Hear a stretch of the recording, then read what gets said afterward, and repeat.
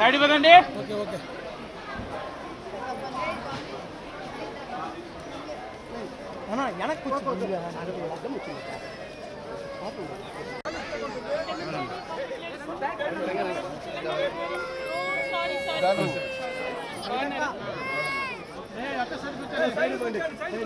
అందరికీ నమస్కారం.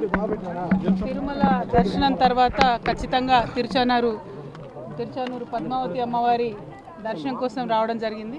మరి స్వామివారిని దర్శించుకొని తెలంగాణకు వెళ్ళిన తర్వాత పెద్ద ఎత్తున మరి జాగృతి జనంబాట అనే కార్యక్రమాన్ని నిర్వహించబోతా ఉన్నాం. ఇది 4 నెలల పాటు ఉండేటటువంటి పెద్ద కార్యక్రమం, ప్రజల్ని కలిసే కార్యక్రమం. ప్రతి జిల్లాలో 2 రోజులు ఉండి మేధావుల్ని ప్రజల్ని అందరినీ కలవాలనేటటువంటి ఆలోచనతో వెళ్తున్నాం. మరి ఇంత పెద్ద కార్యక్రమాన్ని తలపెట్టాం కాబట్టి స్వామివారి అమ్మవారి ఆశీర్వాదం ఉండాలని ఇక్కడికి వచ్చాం. ఇక్కడ నుండి కాళహస్తి కూడా వెళ్తాం, అక్కడ నుంచి మళ్ళీ హైదరాబాద్కి. But thank you. జై Telangana. Madam, BC reservation 52% demand చేస్తున్నారు. నిన్న పనులు కూడా జరిగింది. కొంతమంది ముఖ్య నేతలు కూడా గైరాజరయ్యారు. దానిపైన మీ అంటే ప్రధానంగా ఒకటండి, బీసీ రిజర్వేషన్ల కోసం ఒక బీసీలు పోరాటం చేస్తే రాదు. బీసీ రిజర్వేషన్లు సాధించాలనేది ఒక సామాజిక కోణం ఉండి సామాజిక విప్లవం సాధించాలని అనుకునే వాళ్ళందరం కూడా కలిసి వస్తే అప్పుడు వస్తుంది. సో ఏ కులంలో పుట్టిన వాళ్ళైనా సరే ప్రజాస్వామ్యాన్ని కాంక్షించేటటువంటి వారందరూ కోరుకోవాల్సినటువంటి అంశం అది. పైగా కాంగ్రెస్ పార్టీ ఇప్పుడు ఇస్తా అని చెప్పింది రిజర్వేషన్, భారతీయ జనతా పార్టీ ఏమో వచ్చిన బిల్లులన్నింటినీ అడ్డుకుంటా ఉంది.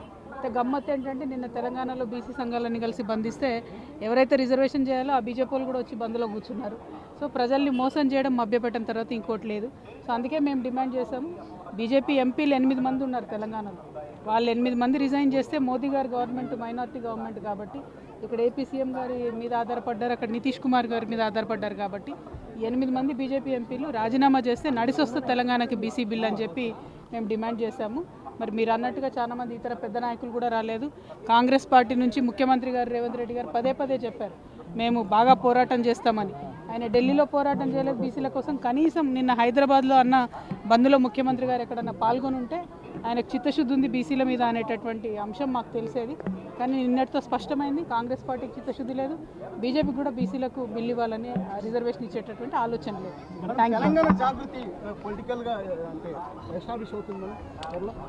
మేము పుట్టినప్పటి నుంచి పాలిటిక్సే మాట్లాడుతున్నాం కదా. ఆంధ్ర తెలంగాణ విడిపోవాలని మాట్లాడినటువంటి ఒక సివిల్ సొసైటీ ఆర్గనైజేషన్గా జాగృతి ఫస్ట్ నుంచి పనిచేస్తుంది. ఇప్పుడు కూడా అదే చేస్తున్నాం. ప్రజా సమస్యల మీద ఖచ్చితంగా అప్పుడు మాట్లాడడం, రాజకీయమైన మాట్లాడతాం, ఏదైనా మాట్లాడతాం. ఎత్తుకున్నటువంటి అంశం మీద ఉండేటటువంటి క్లారిటీతో మాట్లాడే సంస్థగా జాగృతి ఉంది. ఫ్యూచర్లో కూడా అలాగే ఉంది. అంటే ఆంధ్రాలో కూడా మీకు బాగా అభిమానులు ఉన్నారు, ఇక్కడ కూడా నేతలు వస్తారు, మీరు వచ్చిన ప్రతిసారి కూడా ఘన స్వాగతం లభిస్తుంది.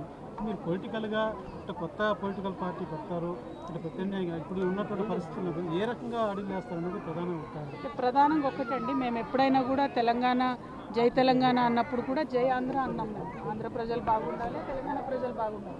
కానీ రాజకీయంగా ఎవరి రాష్ట్రం వాళ్ళకు ఉండాలని కోరుకున్నటువంటి వ్యక్తులం మేము. ఆంధ్రాలో చాలామంది స్నేహితులు ఉన్నారు. ఆ స్నేహాన్ని, బంధుత్వాన్ని అలాగే కొనసాగిస్తాం. కానీ రాజకీయంగా ఏం చేసినా కూడా తెలంగాణలో మాత్రమే చేస్తాం. కేసీఆర్ కుటుంబం నుంచి మరో వారసుడు రాబోతున్నారు అంటే ఆదిత్య అంటే మీతో పాటు ఉత్సాహంగా కూడా పాల్గొన్నారు.